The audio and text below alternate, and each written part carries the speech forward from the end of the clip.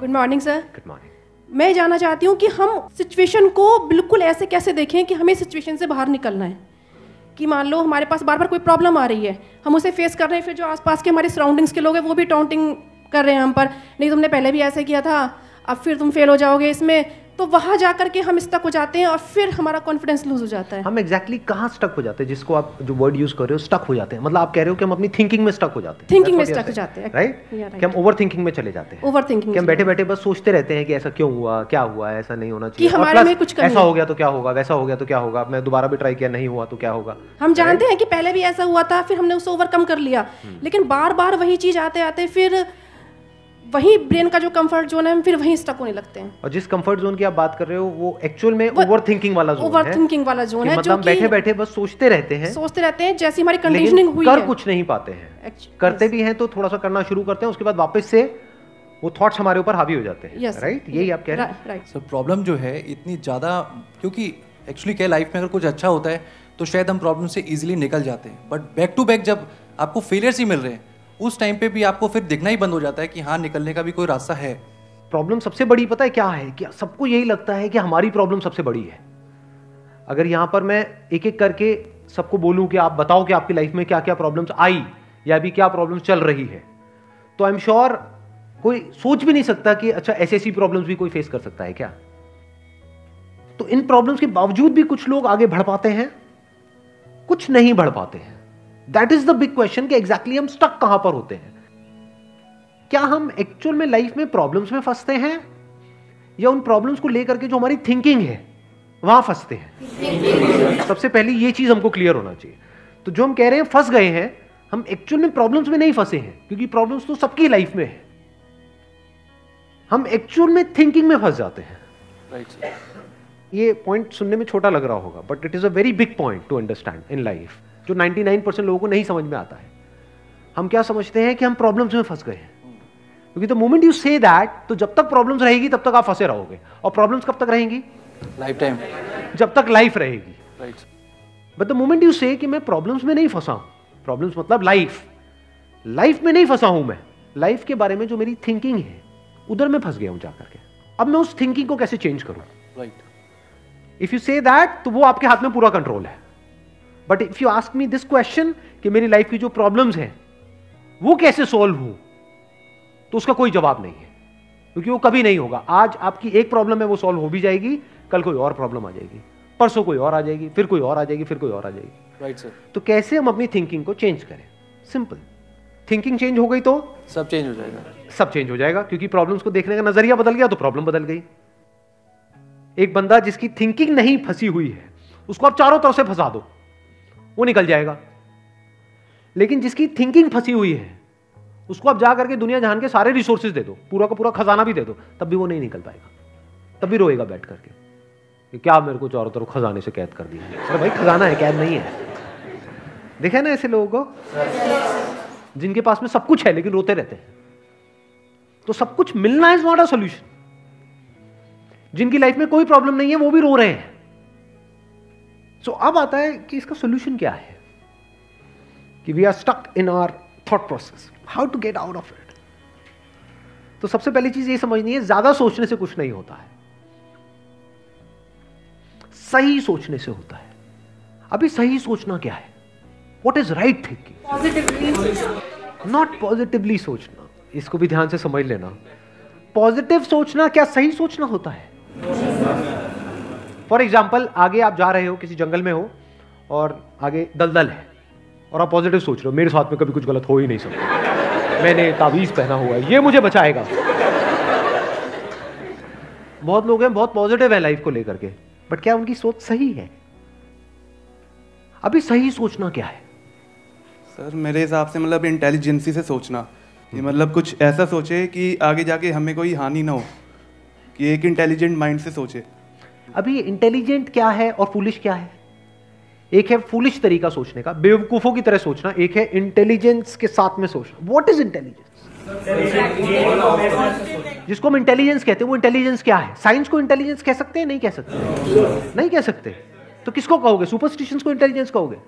Superstitions मतलब क्या? Belief, कुछ भी मान रखा है, उसको पकड़ के बैठे हुए हैं, उसके हिसाब से एक्ट कर रहे हैं। उसको इंटेलिजेंस कहोगे या साइंस जिस तरीके से आगे बढ़ रही है उसको इंटेलिजेंस कहोगे? एग्जैक्टली। तो साइंटिफिक वे ऑफ थिंकिंग समझना पड़ेगा, वो क्या है, उसको अपनी लाइफ में लगाना पड़ेगा, तब आप कह सकते हो आपकी जो थिंकिंग है वो सही है। अब ये साइंटिफिक थिंकिंग मतलब क्या? रियलिटी को एज इट इज देख लेना, दैट इज साइंटिफिक थिंकिंग। यही तो है, और क्या है? There are laws of this universe, उसको एज इट इज देख लेना, उसको ऑब्जर्व करना, यही तो है साइंटिफिक थिंकिंग। उन लॉज को बदलना नहीं, क्योंकि साइंस बदल नहीं सकती उन लॉज को। लॉ ऑफ ग्रेविटी को साइंस बदल नहीं सकती है, उस लॉ को समझ करके उसके हिसाब से एक्ट कर सकती है।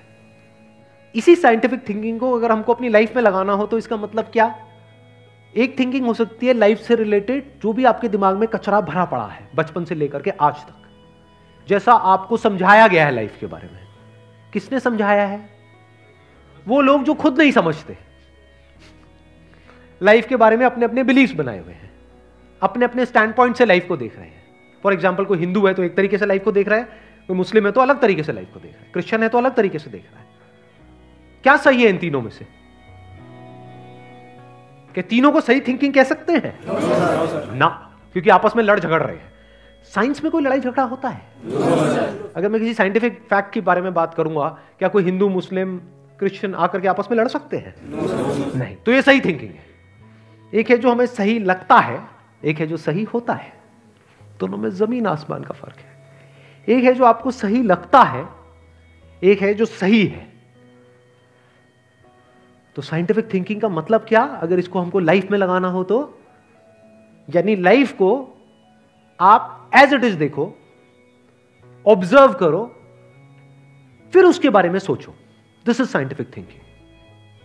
और ये जो फंडा जिसकी मैं बात कर रहा हूं, इसको आप लाइफ के किसी भी एस्पेक्ट में लगा सकते हो। इसको बिजनेस में लगा सकते हो, इसको जॉब में लगा सकते हो, इसको रिलेशनशिप में लगा सकते हो, इसको हेल्थ में लगा सकते हो। बिजनेस क्या है अगर रियलिटी को एज इट इज देखना नहीं है तो? सारे झूठे भरे हैं। अब ये जो आपने कहा कि बिजनेस में सब झूठे भरे पड़े हैं, क्या ये सच है या आपका अपना एक स्टैंड पॉइंट है? अभी इन्होंने बोला कि बिजनेस में सब झूठे भरे पड़े हैं। अभी ऐसे ही यहाँ पे मैं अलग अलग लोगों से अलग अलग बातें पूछूंगा ना, तो सब बड़े कॉन्फिडेंस से बोलेंगे, as if they know it for sure. जैसे मैं पूछूंगा, हाँ भाई यहाँ पे किसी मेल का किसी का ब्रेकअप हुआ होगा, तो सारी लड़कियां ऐसी होती हैं, सब धोखेबाज हैं। ऐसे ही कोई लड़की से पूछूंगा, वो आकर के बोल देगी, सर ये तो मर्द जात तो है ही ऐसी, इससे कुछ हो ही नहीं सकता। क्या ये सच है? या आपका अपना एक स्टैंड पॉइंट है, अपना आपका एक बिलीफ है? तो ध्यान से समझ लेना, इसका जो सबसे पहला स्टेप है वो है अंदर जो भी कुछ पड़ा हुआ है आपके, जो भी आपने मान रखा है उसको छोड़ दिया। अब आप हल्के फुल्के हो गए, अब एज इट इज देखा लाइफ को, लाइफ को ऑब्जर्व किया as life, not my life. For example, anger. क्या एंगर आपका है? No sir. बट आप एंगर का सोल्यूशन कैसे निकालते हो? मुझे गुस्सा आता है, मुझे गुस्सा नहीं करना है। कभी भी आप एंगर का ऐसे सोल्यूशन निकाल ही नहीं सकते। सिर्फ आपको आता है गुस्सा या सबको आता है? सबको आता है। तो क्या एंगर सिर्फ आपकी प्रॉब्लम है या एंगर एक लाइफ की प्रॉब्लम है? Fear, if you can look at fear, not your fear और माई फियर, फियर, डर है ना, वो डर क्या है? Can you look at it? इसको बोलते हैं साइंटिफिकली चीजों को देखना। रिलेशनशिप, नॉट माई रिलेशनशिप और योर रिलेशनशिप, रिलेशनशिप। तो इस तरह से जब हम चीजों को देखते हैं ना, not from a subjective point of view but from an objective point of view, जैसे एक साइंटिस्ट देखता है, जैसे एक साइंटिस्ट ऑब्जर्व करता है, वहां पे ना खुश हुआ जाता है, ना परेशान हुआ जाता है, ना पॉजिटिव हुआ जाता है, ना नेगेटिव हुआ जाता है। This positive and negative is your stand point, is a subjective point of view. In objective reality, उसमें खुश क्या होना है और दुखी क्या होना है, वहां पर सब कुछ क्लियरली नजर आ रहा होता है। वहां पे कभी भी हमारी थॉट प्रोसेस स्टक नहीं होती है, हम फंस ही नहीं सकते। बिलीफ्स में आप गारंटेड फंसोगे। शॉर्ट टर्म में वो अच्छे लग रहे होते हैं क्योंकि वहां पे कंफर्ट मिलता है। जो भी हमने मान रखा है, अगर उसको पकड़ करके हम बैठे रहें और उसमें गोल गोल घूमते रहें तो बड़ा कंफर्ट मिलता है, लेकिन आगे जाकर के वो हमको फंसा देता है, एंटैंगल्ड कर देता है। बट जो रियलिटी है वो धीरे धीरे धीरे धीरे आपको आजाद करती रहती है, जितना आप रियलिटी को समझ जाते हो उस लेवल तक। यानी कि अगर इसको मैं पूरा समअप करूं जो भी मैंने अब तक कहा है उसको, ये सेशन शुरू कहां से हुआ था? फेलियर से हुआ था कि एक के बाद एक हमने लाइफ में बहुत सारे फेलियर्स फेस करे हैं। तो अब अपने फेलियर्स को ऑब्जर्व मत करो, अपने को बीच में से हटा दो, ऑब्जर्व करो ये जो फेलियर्स हैं ये क्या है। तो you will start seeing the nature of those failures, you will start seeing the causes of those failures. For example मेरी लाइफ है, अगर मेरे को उसको ऑब्जर्व करना है, दो तरीके हो सकते हैं। एक ये, अब मैं अपनी लाइफ में थोड़ा सजा रहा हूं जिससे कि आप उसको रिलेट कर सको। मैंने पास में कुछ गलतियां करी, बहुत बड़ी बड़ी गलतियां करी, मेजर लॉसेस हुए, तो एक एंगल तो ये हो सकता है मैं ऐसा कैसे कर सकता हूं। दूसरा ये है कि मैं ऑब्जर्व करूं कि एग्जैक्टली वो गलती क्या थी और उसका कॉज क्या था। तो वो दिख जाता है, अच्छा उस टाइम पे वो ग्रीड बहुत ज्यादा हावी हुई पड़ी थी। अच्छा ये ग्रीड क्यों हावी हुई पड़ी थी, इतना लालच क्यों आया हुआ था कि हाँ ये करना है, ये करना है, ये करना है, ये क्यों आया हुआ था? और ये बचपन से ऐसी कंडीशनिंग हुई पड़ी थी, बचपन से घर में यही सारी बातें सुनी थी, तो इसलिए I was acting out of that information जो मेरे अंदर फीडेड थी, and that was not correct information. वो सारी इंफॉर्मेशन गलत थी, जिसकी वजह से मैंने जल्दी से एक्ट किया, बिना सोचे समझे, बिना सही थिंकिंग के एक्ट कर दिया, उस वजह से जाकर के फंस गया। तो मुझे उस बंदे ने नहीं फंसाया, मैं खुद फंसा अपने लालच की वजह से। तो अब ये क्लियर हो रहा है हम कैसे देखते हैं। तो वंस वी सी दैट, तो अब मैं उससे पूरी तरह से फ्री हो गया, because I understood something which is very basic in life, जिसकी वजह से पूरी की पूरी लाइफ एक अलग ट्रैक पे निकल गई। क्या समझ आया? कि कभी भी ग्रीड से एक्ट नहीं करना है। अब इसको हम समझते हैं, कैसे समझते हैं? मॉरल साइंस की बुक से। वो सब बकवास है, ये लालच नहीं होना चाहिए, सबके अंदर लालच भरा पड़ा है, बट लालच हमको कैसे फंसाता है, इसको ऑब्जर्व किया अपनी गलतियों के बेस पर, और फिर समझ आया अच्छा ये होता है। लालच से ग्रोथ नहीं होती है। लालच से आप पैसा कमा सकते हो, बट उसको आप ग्रोथ नहीं कह सकते, क्योंकि आप डिग्रेड हो रहे हो, तो आप एक्चुअल में ग्रो नहीं कर रहे हो। एक्चुअल ग्रोथ में उसको कह सकता हूं जो होलिस्टिक ग्रोथ हो, उसको ग्रोथ बोल सकते हैं। आपने पैसा तो कमा लिया, लेकिन डर में जी रहे हो कि मैंने इतने घपले कर दिए हैं, अगर किसी ने पकड़ा गया तो पता नहीं क्या हो जाएगा, क्या फायदा ऐसी लाइफ का। उसको आप ग्रोथ कहोगे? Can you call it growth? ना। तो लालच से ग्रोथ नहीं होती। तो ये चीजें समझना बारीकी से, स्टेप बाय स्टेप, तो आप गलतियों का पूरा नेचर समझ सकते हो।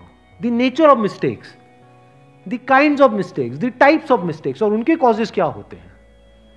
और जैसे ही हमको ये सब समझ आ जाता है और साफ दिखने लग जाता है, तो वो गलतियां होनी हमसे बंद हो जाती हैं।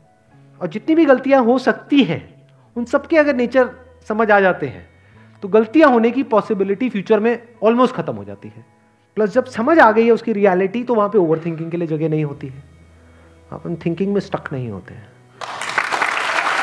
Wish you all the very best, thank you so much for coming.